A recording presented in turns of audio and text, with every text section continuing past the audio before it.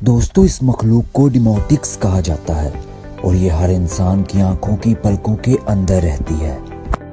ये हर रात उस वक्त बाहर निकलती है जब आप सो रहे होते हैं। याद रहे, ये आपके चेहरे पे चलती है। इसके नर और मादा होते हैं और ये आपके चेहरे पे मिलाप भी करती है। इसकी मादा आपकी पलकों के हर बाल के अंदर 20 से 24 अंडे देती है और इस कीड़े का काम हर रोज आपकी मुर्दा जिल्द को खाना है ताकि नई जिल्द बन सके। यही कि जब आप सो रहे होते हैं तो ये कुदरती कॉस्मेटिक का अमल इंजाम देती है। याद रहे, अगर आप अपनी जिंदगी में बेकार हैं तो भी आप लाखों जानदारों की जिंदगी और रोजी का जरिया हैं।